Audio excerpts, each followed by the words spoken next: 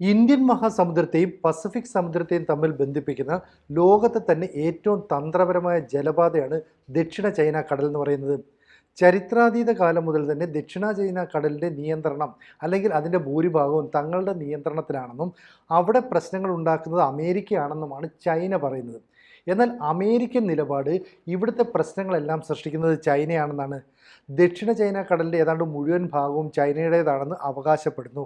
അവിടെ മേധാവിത്വം സ്ഥാപിക്കുക എന്ന ചൈനയുടെ ലക്ഷ്യത്തിൻ്റെ ഭാഗമാണിതെന്നാണ് പറയുന്നത്. പീപ്പിൾസ് ലിബറേഷൻ ആർമി സദേൺ കമാൻഡായിട്ടുള്ള സീനിയർ കേണൽ ടിയാൻ ജുൻജയ് പറയുന്നത് ദക്ഷിണ ചൈന കടലിൽ സ്വാഭാവികമായിട്ടും ചൈന അല്ലെങ്കിൽ ചൈനീസ് ആർമി പട്രോളിംഗ് നടത്തും. ഈ പട്രോളിംഗ് നടത്തുന്നത് അവന് പ്രകോപനം സൃഷ്ടിക്കാനായിട്ട് ഫിലിപ്പൈൻസിനെ മുന്നിൽ നിർത്തിക്കൊണ്ട് ചൈന ചില നീക്കങ്ങൾ നടത്തുന്നു. അപ്പം US സ്റ്റേറ്റ് സെക്രട്ടറിയായ മാർക്കോ റൂബിയോ പറയുന്നത് ഈ പറയുന്ന പ്രശ്നങ്ങളെല്ലാം ഉണ്ടാക്കുന്നത് ചൈനയാണെന്ന്. എന്നാൽ ചൈന അതിനുള്ള മറുപടി പറയുന്നത് അർത്ഥശൂന്യമായ ബാഹ്യ ഇടപെടലാണ് ഈ പ്രശ്നത്തിനെല്ലാം കാരണമെന്ന്. അപ്പം ലോകത്തിലെ ഏറ്റവും തർക്കമുള്ള ഒരു ജലാശയം അതിൻ്റെ നടുവിലുള്ള ഒരു പാറക്കെട്ടിനെ സംബന്ധിച്ചാണ് ഇപ്പോഴത്തെ പുതിയ പ്രശ്നം. അതായത് സ്കാർബ്രോ ഷോൾ എന്ന് പറയുന്ന പവിഴപ്പുറ്റുകളാൽ നിറഞ്ഞ ഒരു ദ്വീപ്. ഇത് ഫിലിപ്പൈൻസിൻ്റെ നിയന്ത്രണത്തിലാണ്. എന്നാൽ ഇതിനെ ചൈന തങ്ങളുടെ നിയന്ത്രണത്തിലേക്ക് കൊണ്ടുവരാനായിട്ട് ശ്രമിക്കുന്നു. അവിടെ ഒരു പാരിസ്ഥിതിക സംരക്ഷണ ദ്വീപ് ആക്കി മാറ്റാനായിട്ട് ചൈന ശ്രമിക്കുന്നു. ഇതിന് ചൈനീസ് ഗവൺമെൻറ് അംഗീകാരവും നൽകിയിട്ടുണ്ട്. അപ്പോൾ ഈ സ്കാർബ്രോ ഷോളിൻ്റെ ചൈനീസ് പേരായിട്ടുള്ള ഹ്യുവാങ്ങൻ ദ്വീപിലെ 3500 ഹെക്ടറോളം മേഖല തങ്ങളുടെ സംരക്ഷിത പവിഴപ്പുറ്റ് മേഖലയാക്കി മാറ്റാനായിട്ട് ചൈന ശ്രമിക്കുന്നു. ഇതാണ് നിലവിലുള്ള പ്രശ്നം. അപ്പം സ്കാർബ്രോ ഷോളിനെ പ്രകൃതി സംരക്ഷണ കേന്ദ്രമാക്കാനുള്ള ചൈനയുടെ നീക്കത്തെ ഫിലിപ്പൈൻസും അവരെ പിന്തുണയ്ക്കുന്ന അമേരിക്കയുമൊക്കെ എതിർത്ത് നിൽക്കുന്നു. അപ്പം ഒരു ജൈവ വൈവിധ്യ സംരക്ഷണ മേഖല ഞങ്ങൾ സൃഷ്ടിക്കാൻ ഒരുക്കുന്നു, ആ മേഖലയിലെ മത്സ്യത്തൊഴിലാളികൾക്ക് ഒരു അഭയകേന്ദ്രം ഒരുക്കുന്നു. ഇതൊക്കെയാണ് ചൈനയുടെ നിലപാട്. എന്നാൽ 2016 ട്രൈബ്യൂണൽ വിധി അനുസരിച്ച് ഈ ഫിലിപ്പിനോ മത്സ്യത്തൊഴിലാളികൾക്ക് ഷോളിന് സമീപത്തേക്ക് വരുന്നത് തടയുന്നതിനെ നിയമവിരുദ്ധമായിട്ട് പ്രഖ്യാപിച്ചു. പക്ഷേ ചൈന ഈ ട്രിബ്യൂണൽ വിധിയെ ഇപ്പോഴും അംഗീകരിച്ചിട്ടില്ല. മാത്രമല്ല ഈ ചൈനയ്ക്ക് പുറമെ ഇവിടെ ഫിലിപ്പൈൻസ്, മലേഷ്യ, അതുപോലെ തന്നെ ബ്രൂണെ, വിയറ്റ്നാം തുടങ്ങിയ രാജ്യങ്ങളും ഇതിന് അവകാശവാദം ഉന്നയിക്കുന്നു. അങ്ങനെ വലിയൊരു തർക്ക മേഖലയായിട്ട് നിൽക്കുന്നു. ഇവിടെയാണ് അമേരിക്കയ്ക്ക് വെല്ലുവിളി ഉയർത്തിക്കൊണ്ട് ചൈന കടന്നു വരുന്നത്. ഇപ്പം നമുക്കറിയാം ഈ സമുദ്ര മേഖലയിൽ എല്ലായ്പ്പോഴും ചൈന വെല്ലുവിളി ഉയർത്താറുണ്ട്. ഈ ചൈനയ്ക്ക് ഭീഷണി ഉയർത്താൻ കഴിയുന്നതാണ് ക്വാഡ് സഖ്യം. അതിൽ അമേരിക്കയും ഓസ്ട്രേലിയയും ഇന്ത്യയും ജപ്പാനുമാണുള്ളത്. ഇപ്പോൾ കുറച്ച് നാളായിട്ട് ഷീ ജിൻപിങ്ങും അതുപോലെ ഇന്ത്യൻ പ്രധാനമന്ത്രി നരേന്ദ്രമോദിയും തമ്മിലുള്ള ബന്ധം ദൃഢമാക്കിയതിൻ്റെ ഭാഗമായിട്ട് നാവിക മേഖലയിലും ചൈനയ്ക്ക് ഇന്ത്യൻ നേവിയുടെ സഹായം കിട്ടുമെന്ന് അവർ പ്രതീക്ഷിക്കുന്നു. ഇപ്പോൾ ഫിലിപ്പൈൻസ് എന്ന് പറയുന്ന രാജ്യത്തിൽ ചൈനയുമായിട്ട് വലിയ തർക്കങ്ങൾ നിലനിൽക്കുന്നതിനാൽ കാലങ്ങൾക്ക് മുമ്പ് ഇന്ത്യയുമായിട്ട് ഫിലിപ്പൈൻസ് ചില സൈനിക കരാറിലൊക്കെ ഏർപ്പെട്ടിട്ടുണ്ട്. അങ്ങനെ നമ്മുടെ തന്ത്രപ്രധാനമായ ചില ആയുധങ്ങളും ഫിലിപ്പൈൻസ് നൽകിയിട്ടുണ്ട്. ഇവിടെ ഇന്ത്യയും അമേരിക്കയും തമ്മിലുള്ള ബന്ധം വഷളായതിനെ തുടർന്ന് ഫിലിപ്പൈൻസിനെ സഹായിക്കാതെ ചൈനയ്ക്കൊപ്പം നിൽക്കും ഇന്ത്യ എന്നാണ് അവർ പ്രതീക്ഷിക്കുന്നത്. എന്തായാലും ഈ ഫിലിപ്പൈൻസിനും US ഈ പ്രതിരോധ ഉടമ്പടികൾ ഉള്ളതിനാൽ തന്നെ യഥാർത്ഥത്തിൽ സമാധാനം സ്ഥാപിച്ചില്ലെങ്കിൽ സ്ഥിതി കൂടുതൽ വഷളാകുന്ന ഒരു രീതിയിലേക്ക് കാര്യങ്ങൾ നീങ്ങുന്നുണ്ട്.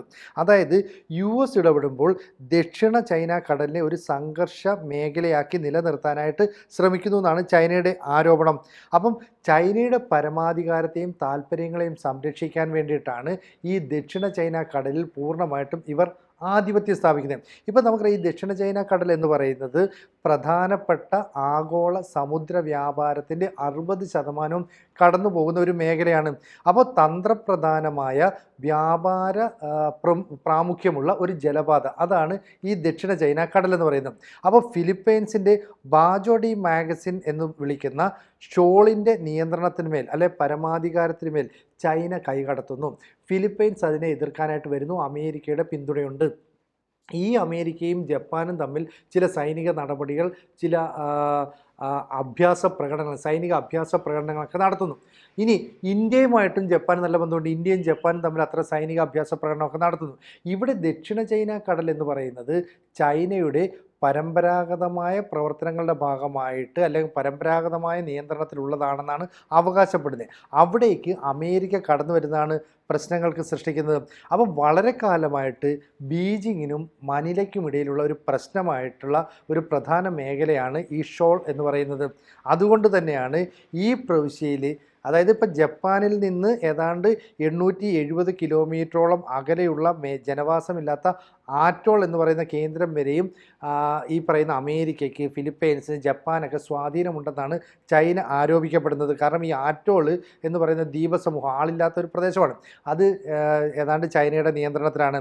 എന്തായാലും ഈ ഓഗസ്റ്റിൽ സ്കാർബ്രോ ഷോളിന് സമീപത്ത് ഫിലിപ്പൈൻസിൻ്റെ ഒരു കപ്പലിനെ ചൈനയുടെ കോസ്റ്റ് ഗാർഡ് കപ്പൽ പിന്തുടർന്നിരുന്നു. ഇത് തമ്മിൽ കൂട്ടിമുട്ടുകയും ചെറിയ അപകടമൊക്കെ ഉണ്ടാവുകയും ചെയ്തു. അതൊരു മറ്റ് സംഘർഷത്തിലേക്ക് വഴിവെക്കുകയും ചെയ്തു. ഇവിടെ ഈ ഫിലിപ്പൈൻസിന് പിന്തുണയുമായിട്ട് അമേരിക്ക വരുമ്പോൾ ഇന്ത്യ ഫിലിപ്പൈൻസിന് പിന്തുണയ്ക്കില്ല എന്നാണ് ചൈന പ്രതീക്ഷിക്കുന്നത്. അതുകൊണ്ടാണ് അവർ പറയുന്നത് ദക്ഷിണ ചൈന കടലിൽ പ്രശ്നങ്ങൾ സൃഷ്ടിക്കാനായിട്ട്, പ്രകോപനം സൃഷ്ടിക്കാനായിട്ട് അമേരിക്ക ശ്രമിക്കുന്നുണ്ട്. അപ്പം ഞങ്ങളുടെ പ്രതിരോധം, സാമ്പത്തിക താല്പര്യം, ഈ പ്രദേശത്തിൻ്റെ നിയന്ത്രണം എന്നിവയൊക്കെ കൈയാളാനായിട്ട് ദക്ഷിണ ചൈന കടലിന് മേലൊരു നിയന്ത്രണമുണ്ട്. ഇതാണ് അവരുടെ സതേൺ കമാൻഡിൻ്റെ തലവനായിട്ടുള്ള ടിയാൻ ജുനി നേരത്തെ വ്യക്തമാക്കിയിട്ടുള്ളത്. ഇതിനെതിരെ മാർക്കോ റൂബിയോ രംഗത്ത് വന്നപ്പോൾ അതിനെ പരിഹസിക്കുകയാണ് ചൈന ചെയ്തത്. എന്തായാലും മത്സ്യസമ്പത്ത് സുസ്ഥിരമായിട്ട് നിലനിർത്താനായിട്ട്, ജൈവ വൈവിധ്യം സംരക്ഷിക്കാൻ എന്നൊക്കെ പറഞ്ഞിട്ടാണ് സ്കാർബറോ ഷോളിനെ ചൈന ഇപ്പോൾ ഒപ്പം നിർത്താനായിട്ട് ശ്രമിക്കുന്നത്. ഇത് അംഗീകരിക്കുന്നില്ല എന്ന നിലപാട് ഫിലിപ്പൈൻസ് സ്വീകരിക്കുന്നു. ഇവിടെ ഏതെങ്കിലും തരത്തിലൊരു ആക്രമണം ഉണ്ടായാൽ അല്ലെങ്കിൽ ഏറ്റുമുട്ടലിലേക്ക് പോയാൽ ഇന്ത്യൻ നേവിയുടെ സഹായം ചൈനയ്ക്ക് ലഭ്യമാകണം. അപ്പോൾ ഇത്രയും കാലം സമുദ്രമേഖലയിൽ ചൈനയ്ക്ക് വലിയ ആധിപത്യമുണ്ട് എന്നാണ് കരുതി പോകുന്നത്. അവിടേക്കാണ് പതിയെ പതിയെ ഇന്ത്യൻ നാവിക സഖ്യം വലിയ രീതിയിലുള്ള മുന്നേറ്റം നടത്തിയത്. പഹൽഗാമിന് ശേഷം നടന്ന ഓപ്പറേഷൻ സിന്ദൂരിൽ ഇന്ത്യയുടെ കര വ്യോമ സേനകൾ ശക്തമായ ആക്രമണം നടത്തിയെങ്കിലും നാവികസേന ആക്രമണം നടത്തിയില്ല. ഒരുപക്ഷെ സുസജ്ജമായി നിന്ന നാവികസേന കൂടി ആക്രമണം നടത്തിയിരുന്നുവെങ്കിൽ പാകിസ്ഥാനിലെ ലാഹോർ എന്ന് പറയുന്ന നഗരം തന്നെ ഇല്ലാതായേനെ. അതുകൊണ്ട് ഇന്ത്യൻ നാവികസേനയുടെ ശക്തി എത്രത്തോളം ഉണ്ട് എന്നും ഇപ്പോഴും ലോകത്തിന് കൃത്യമായിട്ട് മനസ്സിലാക്കാൻ കഴിയുന്നില്ല. പക്ഷേ കരസേനയുടെയും വ്യോമസേനയുടെയും ഒക്കെ ശക്തി മനസ്സിലാക്കിയിട്ടുണ്ട്. ചൈന ഇതിൽ നിന്നൊരു കാര്യം പഠിച്ചു. ഇന്ത്യ എന്ന് പറയുന്ന ഒരു നിസാര ശക്തിയല്ല. അവർ കര വ്യോമ നാവിക സേനകളുടെ ശക്തി എന്ന് പറയുന്നത് ചൈനയ്ക്കൊപ്പം നിൽക്കുന്നതോ അല്ലെങ്കിൽ ചൈനയേക്കാൾ മുകളിലുള്ളതോ ആണ്. അപ്പം വ്യോമ മേഖലയിൽ പ്രതിരോധ സംവിധാനങ്ങളൊക്കെ എത്രത്തോളം ശക്തമാണെന്നും അവർ കണ്ടു. അതുകൊണ്ടാണ് ദക്ഷിണ ചൈന കടലിൽ ഞങ്ങൾ ആധിപത്യം സ്ഥാപിക്കുമ്പോൾ, അതായത് ഇന്ത്യൻ മഹാസമുദ്രത്തിൽ നിന്ന് പസഫിക് സമുദ്രത്തിലേക്ക് കടക്കുന്ന ഏറ്റവും പ്രധാനപ്പെട്ട ഈ ജലപാതയിൽ ചൈനയ്ക്കുള്ള ആധിപത്യത്തിന് വേണ്ടി അവർ പോരാടും. അങ്ങനെ പോരാടുമ്പോൾ ഇന്ത്യയുമായിട്ടുള്ള നയതന്ത്ര ബന്ധം ശക്തമായതുകൊണ്ട് തന്നെ ഇന്ത്യ അവരെ പിന്തുണയ്ക്കണമെന്നാണ് പറയുന്നത്. ചുരുക്കം പറഞ്ഞാൽ അമേരിക്കൻ നേവിയെ വെല്ലുവിളിക്കാൻ ചൈന ഇന്ത്യൻ നേവിയുടെ സഹായം തേടുന്നുവെന്ന് വേണം മനസ്സിലാക്കാൻ. ഇവിടെ നമ്മളെ സംബന്ധിച്ചുള്ള പ്രശ്നം, ഈ ഫിലിപ്പൈൻസുമായിട്ട് നമുക്ക് ചില സൈനിക കരാറുള്ളത് കൊണ്ട് നമ്മൾ നൽകിയ ആയുധങ്ങൾ ഒരുപക്ഷെ ഫിലിപ്പൈൻസ് ചൈനയ്ക്കെതിരെ പ്രയോഗിക്കും. അപ്പോൾ ഇന്ത്യൻ ആയുധങ്ങളായതുകൊണ്ട് അതിൻ്റെ ശക്തി എത്രത്തോളം ഉണ്ടെന്ന് ചൈനയ്ക്ക് വ്യക്തമായിട്ട് മനസ്സിലാക്കാൻ സാധിച്ചിട്ടില്ല. അതുകൊണ്ട് നമ്മളുമായിട്ടുള്ള വ്യാപാര നയതന്ത്ര സഹകരണ ബന്ധം കൂടുതൽ മെച്ചപ്പെടുത്തിക്കൊണ്ട് ഒന്നുകിൽ ഇന്ത്യൻ നേവിയുടെ സഹായം ചൈനയ്ക്ക് ലഭിക്കണം, അതല്ലെങ്കിൽ ഇന്ത്യൻ നേവി ചൈനയ്ക്കും സഹായം നൽകരുത്. അതുപോലെ തന്നെ ഫിലിപ്പൈൻസ് ഉൾപ്പെടെയുള്ള, അമേരിക്ക ഉൾപ്പെടെയുള്ള ഇപ്പുറത്ത് നിൽക്കുന്ന സഖ്യത്തിനും സഹായം നൽകരുത്. ഇവിടെ ഫിലിപ്പൈൻസ്, മലേഷ്യ, അതുപോലെ തന്നെ ബ്രൂണൈ, വിയറ്റ്നാം എന്നീ രാജ്യങ്ങളും ഇതുപോലെ ചൈനയിലെ ഷോൾ അല്ലെങ്കിൽ ചൈനയുടെ നിയന്ത്രണത്തിലുള്ള ഷോളിന് വേണ്ടി അവകാശവാദം ഉന്നയിക്കുന്നുണ്ട്. എന്തായാലും ഏറ്റവും തന്ത്രപ്രധാനമായ ജലപാതകളിൽ ഒന്നിൻ്റെ, അതായത് തർക്കമുള്ള ജലപാതകളിൽ ഒന്നിൻ്റെ മധ്യത്തിലുള്ള ഹ്യുവാൻഗ ദ്വീപ് എന്ന് ചൈന അവകാശപ്പെടുന്ന സ്കാർബ്രോ ഷോൾ, അത് ഞങ്ങളുടെ കൈവശം തന്നെ നിലനിർത്തണം എന്നാണ് ചൈനയുടെ അവകാശവാദം. ഇന്ത്യൻ നേവി ഇവരെ സഹായിക്കുമോ ഇല്ലയോ എന്നുള്ളതാണ് ലോകം ഇനി ഉറ്റുനോക്കുന്നത്. എന്തായാലും ചൈനയ്ക്കൊടുവിൽ ഇന്ത്യൻ നേവിയുടെ സഹായം തേടേണ്ടി വരുന്നു എന്നുള്ളതാണ് ഇവിടുത്തെ ഏറ്റവും സവിശേഷമായ കാര്യം. കൂടുതൽ വാർത്തകളും വിശേഷങ്ങളും നിങ്ങളിലേക്ക് എത്താൻ ABC മലയാളം സബ്സ്ക്രൈബ് ചെയ്യുക, ബെൽ ബട്ടണും അമർത്തുക.